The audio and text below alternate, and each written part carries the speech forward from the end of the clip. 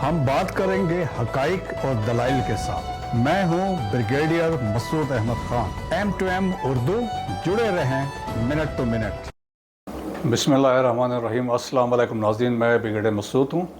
आज के इस व्लॉग में हम बात करेंगे 1971 के सानिया के बारे में, और इसमें ख़ास तौर पर मेरा फोकस होगा मिथ्स एंड रियलिटी, यानी कि इसमें जो हकाइक क्या थे और क्या फसाने गढ़े गए हैं।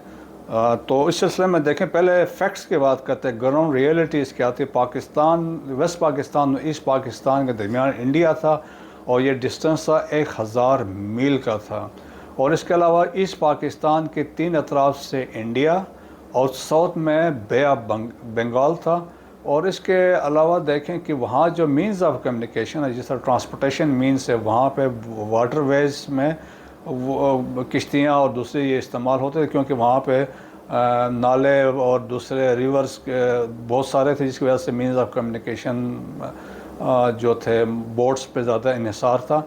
और इसके अलावा सेंटर ऑफ ग्रेविटी जो था उस वक़्त वो ढाका था।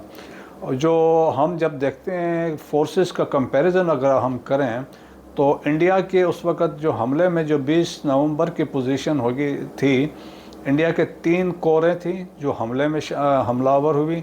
और इसके अलावा उनके कम्युनिकेशन जोन एरिया था, इनकी एयरफोर्स सारी अवेलेबल थी, उनके आर्मर्ड डिवीजन्स जो था वो उस एरिया में एक डिवीज़न आया हुआ था। और उसके अलावा मुक्ति बाहिनी के 1 लाख के करीब लोग जो है कर्नल उस्मानी के अंडर कमांड वहाँ पे पहुँच चुके थे।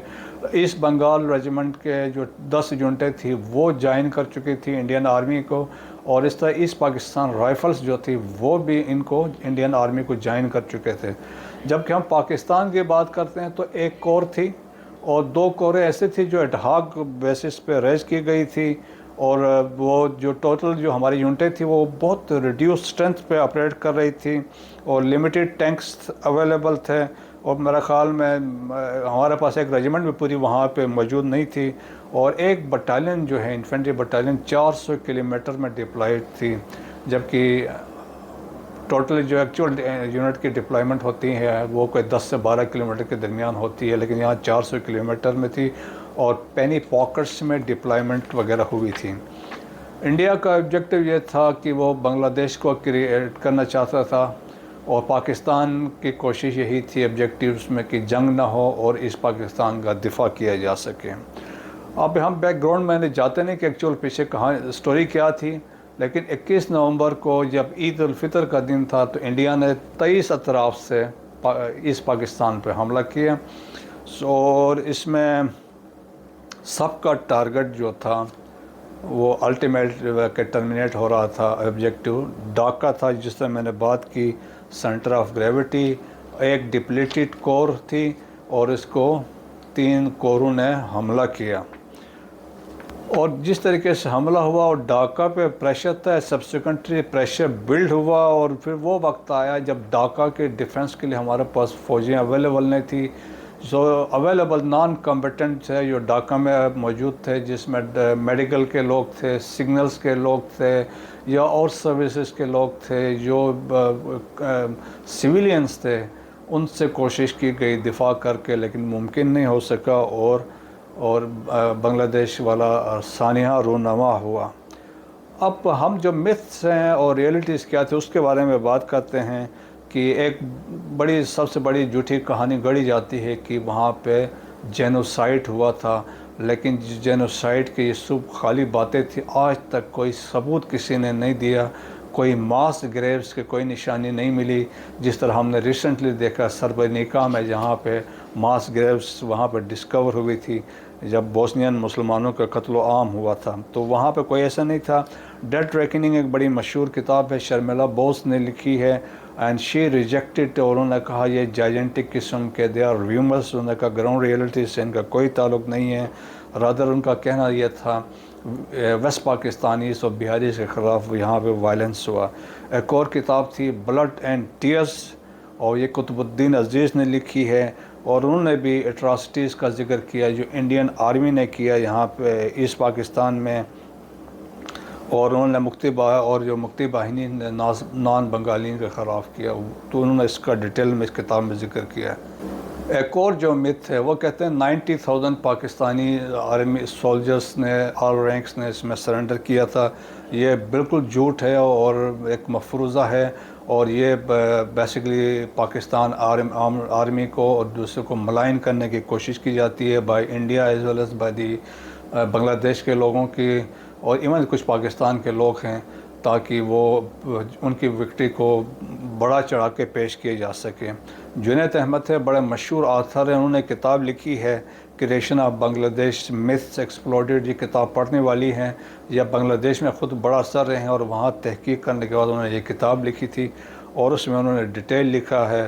ان کا یہی کہنا تھا ایک کور کا مقابلہ 3 کوروں کے ساتھ تھا، اور اس کے بعد انہوں نے اس کا کہا کہ ٹوٹل اسٹرینتھ جو تھی 34,000 جو تھی فائٹنگ اسٹرینتھ تھی.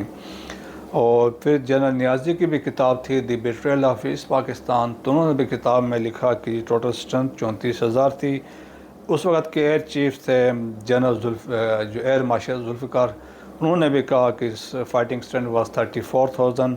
یو ایس سینیٹر تھے چارلس ولسن، تو انہوں نے کہا it was certainly not possible for 35,000 troops to fight Indian army and Mukti Bahinis. اور تو اس سے یہ پتہ چلتا ہے کہ اسٹرینتھ ہماری اتنی نہیں جتنا بتایا جاتا ہے. یہ ایک جھوٹی اور من گھڑت کہانی ہے. اور ڈیتھ ریکننگ میں شرمیلا بوس نے اگین ان فگرز کو اس میں بھی انہوں نے اس کو ریجیکٹ کیا تھا. جس طرح میں نے کہا مقصد جو ٹوٹل یہ تھا کہ انڈین جو کامیابی کو بڑھا چڑھا کے، اور یا ایسٹ پاکستانیز کی جو بنگالیز کے مکتی باہنی کی کامیابی کو بڑھا چڑھا کے پیش کیا جا سکے. اور اس کے علاوہ دیکھیں را نے ایون جنگ سے پہلے وہاں پہ انفلٹریشن کر چکا تھا جو ایسٹ پاکستان میں، اور جو وہاں کے میڈیا تھے یا بیوروکریسی تھی وہ بالکل ان کے ساتھ مل چکی تھی. سو دیر فور ایک نیٹ ورک سیپریٹس کا وہاں بن چکا تھا. ایک کتاب ہے را اینڈ بنگلہ دیش زین العابدین کی لکھی ہوئی ہے، اس میں بھی لارج اسکیل روٹس اور پلنڈر بائی انڈین آرمی کے بارے میں انہوں نے لکھا ہے، اور خاص طور پر انہوں نے لکھا جاتے ہوئے وہ پنکھے تک اتار کے سال لے کے گئے تھے. اور پھر اس کے علاوہ دیکھیں کہ افواج پاکستان نے جو وہاں پہ اویلیبل تھی جو نے لڑائی بہت بہادری کے ساتھ لڑی.